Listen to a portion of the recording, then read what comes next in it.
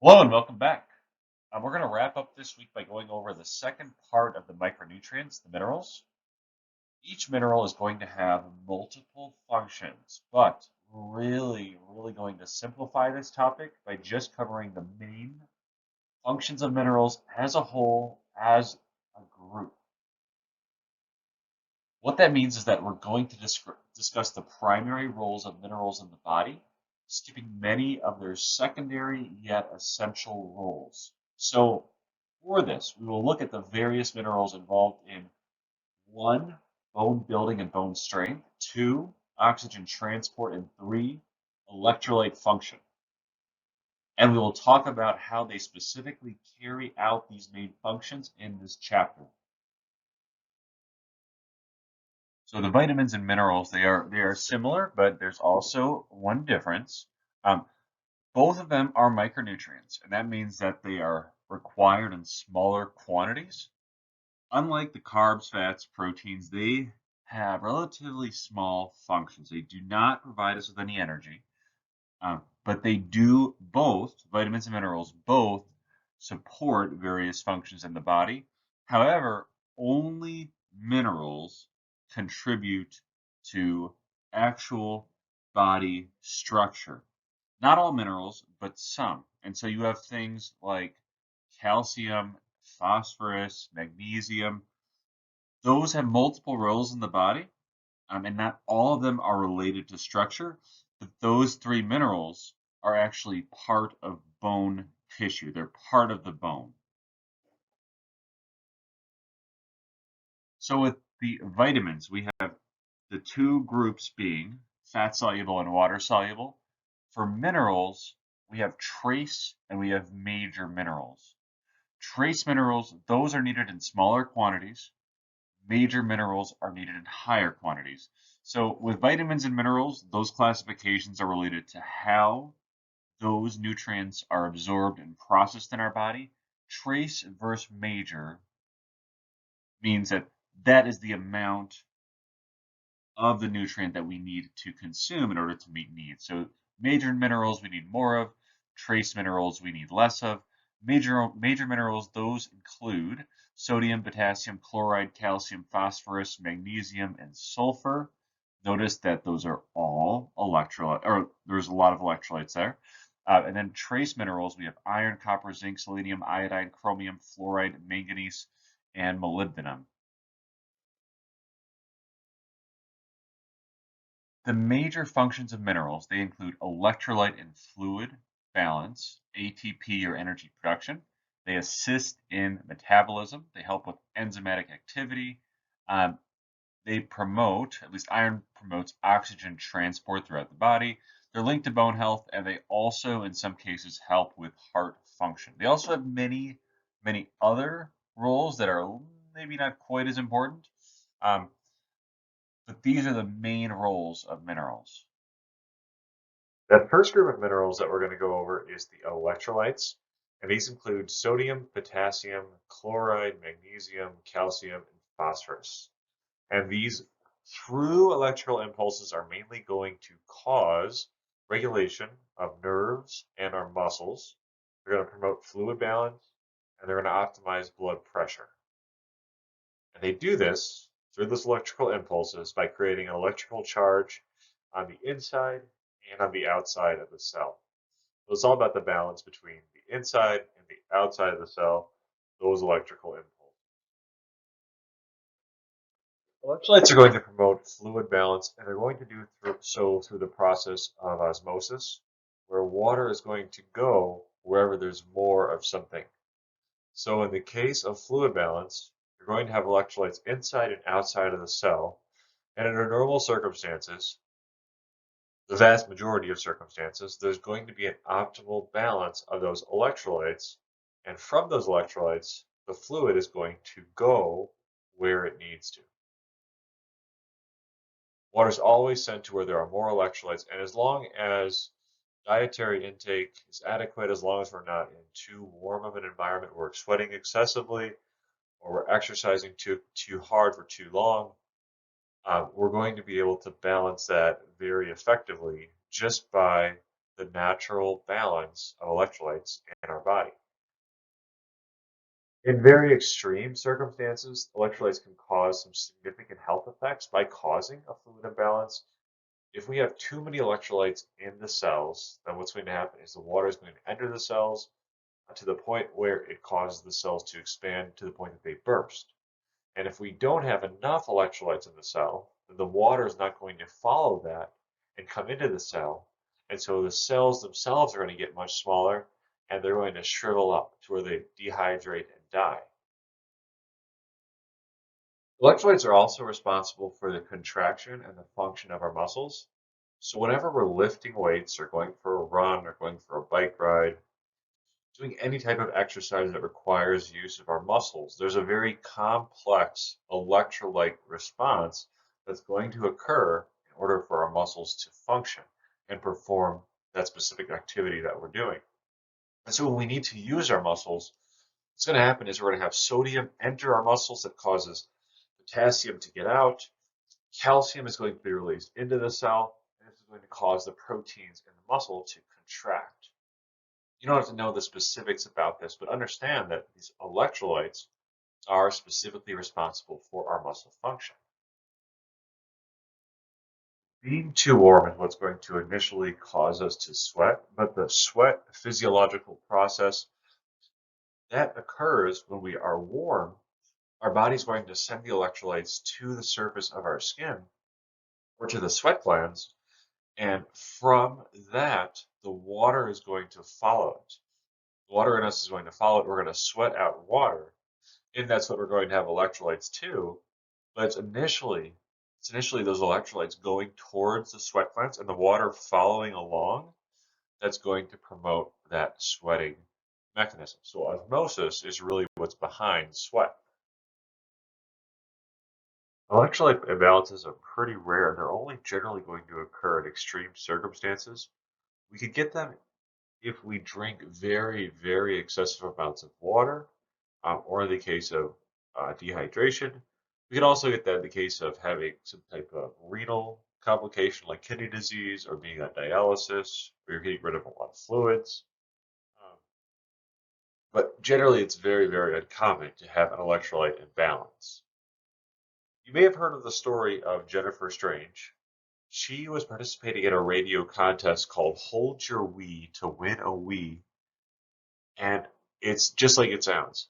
You would drink a gallon of water, and the last person that went to the bathroom, they were the ones that would win a Wii, a video game system. So there were a group of people that went up and chugged a gallon of water, and they stood around until they went to pee, and she was the last one to do so. And a few hours later, she calls up the radio show, and she's telling them about these symptoms that she's having, and she sounds like she's just really, really, really bad shape. And they're laughing, they're making fun of it, joking around, not thinking that anything is too serious. And a couple hours later, she ends up being hospitalized and eventually dies. But in her case, again, very extreme circumstance. She drank a lot of water, way more than she should have, ended up experiencing hyponatremia.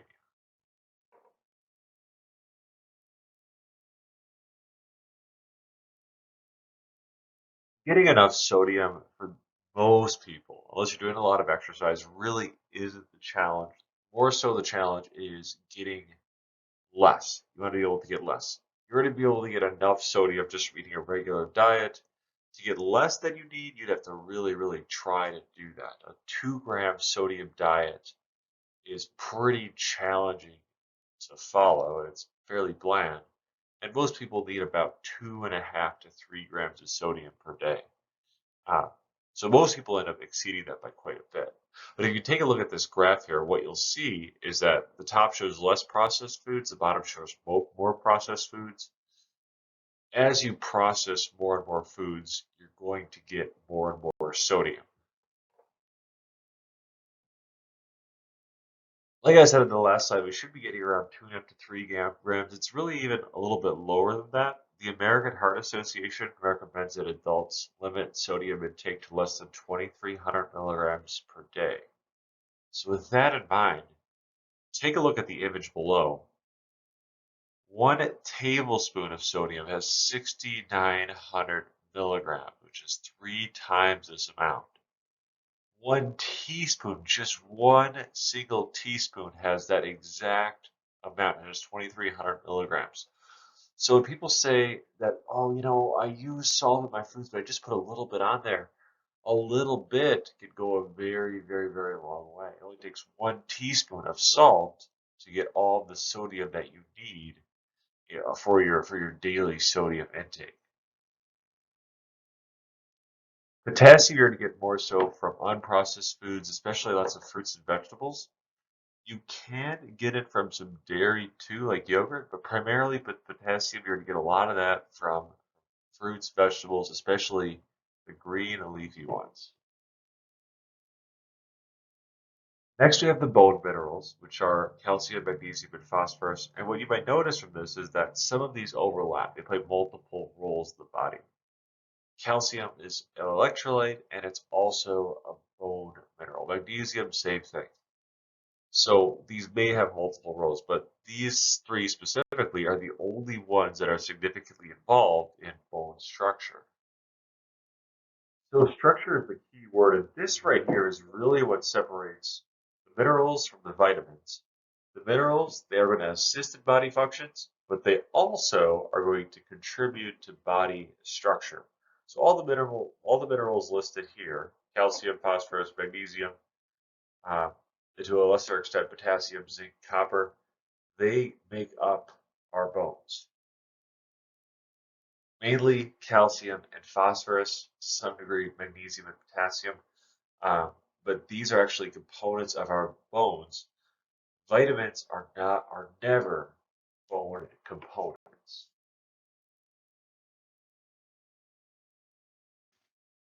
Calcium is the major component of bone structure, and storing calcium in the bones is going to have two major functions. The first one is the obvious one. It's going to contribute to the integrity of the bone. The more calcium in the bone, the more dense it's going to be. The second is it's going to serve as a calcium bank. And what that means is calcium, it plays a lot of other roles other than just contributing to bone structure. We're going to use calcium for other things. And this includes using it as an electrolyte, promoting clotting of blood, and promoting heart function. Now, bone structure is obviously very, very important.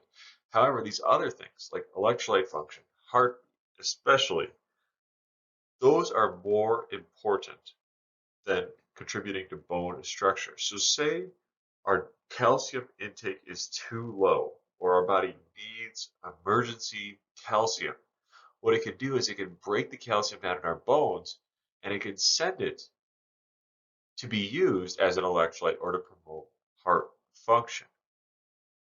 And in doing that, it may be sacrificing a little bit of the body, putting the body more at risk for a bone break or bone damage or bone injury, but it's going to allow us to survive because it's going to conduct electrical impulses. It's going to serve as an electrolyte. It's going to promote the heartbeat. So we might store it in the bone, but we can use that for more than just bone density. The way that we're going to get the calcium from our bones to be used to promote heart function, electrolyte activity, blood clotting, is we're going to have these things called osteoblasts. And the osteoblasts go through our bone, break it down, and they release that calcium from our bone to do those other things. We can technically get calcium from a lot of different foods, but really we're mainly just going to get that from dairy, at least in the most significant quantities. If we have a serving of dairy at every meal and just do that and get calcium from nothing else, we're either going to meet our daily needs for calcium for the day, or we're going to be just slightly under what those needs are. And most likely because we're Americans, we're probably going to go way over the 100% daily value for calcium if we have calcium, or if we have dairy at every meal. It'll be more than what the standard serving is. But if we have dairy at every meal, we're probably going to be meeting our calcium needs. That's the main point, main takeaway. Green leafy vegetables, beans, nuts, seeds, tofu, some dried fruit, some other fruit are going to have some calcium in them, a decent amount, but not quite like milk, yogurt, and cheese, which each of those are going to have about 25 to 33% of our daily calcium needs in just one serving. The main calcium-related disease is something that's called osteoporosis, and all that is just we've taken too much calcium out of the bones, and so our bones lack density. They tend to be a lot more brittle, and so those bones are a lot more susceptible to damage and fracture.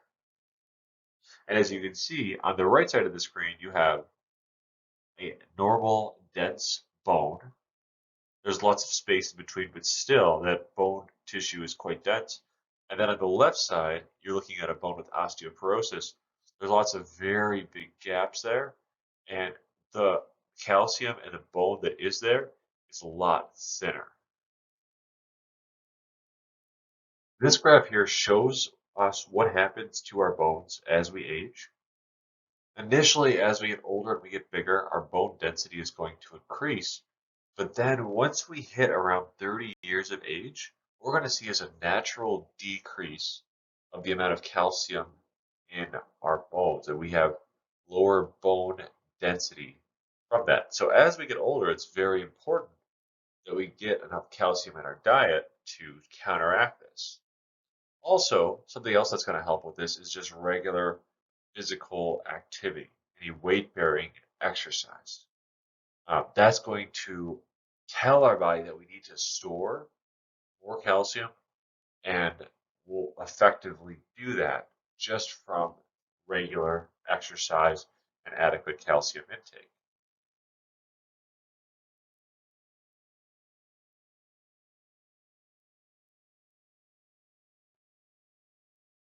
Phosphorus, magnesium, and potassium are the other major bone minerals, but really we're only going to focus on phosphorus because it's far and beyond more significant than magnesium and potassium are in actual bone structure. And that's largely because it's going to form directly with calcium to create calcium phosphate, which is the main structural component of our bones. It also plays a role in DNA and RNA structure, meaning that it's necessary for growth. It also plays a major role in energy production, and it's a component of enzymes and B vitamins. ATP, a major component of ATP is in fact phosphorus. The foods that have a lot of calcium also have a lot of phosphorus. So dairy foods, on top of that, you can get some phosphorus from eggs, beans, seeds, some meats like chicken, and sardines as well. There are quite a few other minerals that play pretty essential roles in our body, but the only ones that we're going to go over are going to be the electrolytes, the bone building ones, and then iron. And iron has multiple roles, just like a lot of the other minerals do, but its main function is oxygen transport. So what iron does is it's bound into the protein called hemoglobin in our red blood cells, and by being a component of hemoglobin, it's going to allow the transport of oxygen from the lungs to the tissues, effectively giving us the energy that we need. Also plays a role in energy metabolism for the production of ATP. Iron deficiency anemia is something that is a lot like extreme fatigue. It's common amongst women between the ages of 18 to 40, women who are menstruating, pregnant women, and then young infants, children, and adolescents. Also common among people of lower socioeconomic status. Probably the most common people that you see having iron deficiency anemia, though, are people that are on vegetarian or very restrictive diets. And we'll talk about why that is 2 slides from now. Unless there is some type of severe bleeding that's going on all of a sudden. Iron deficiency anemia is going to take a long time to develop. We're not talking days or even weeks. Generally, we're talking months and months of a very low amount of iron intake. Before we get to the point where we have actual iron deficiency anemia. So people might have something like this in the early stages, but not be able to really recognize it until they are way down the line with something like this. Now, what that means in terms of curing it and getting iron stores back up is that it's also going to take a long time of iron supplementation and high iron intake to get iron stores back to a level where we're feeling more normal and have higher levels of energy. The primary sources of iron are meat-based foods, especially red meat like beef. Eggs have a decent amount of iron in them. Liver has a good amount too. Chicken has a fair amount, and the other foods on this list have a decent amount. Green leafy vegetables, they have some. For the vegetarian sources of iron, probably the most significant source is going to be something called quinoa, which is a grain that's a lot like rice. What's interesting about vegetarian sources of iron is that they are processed a lot differently than animal-based or meat-based sources of iron are. So iron in general is not absorbed all that well.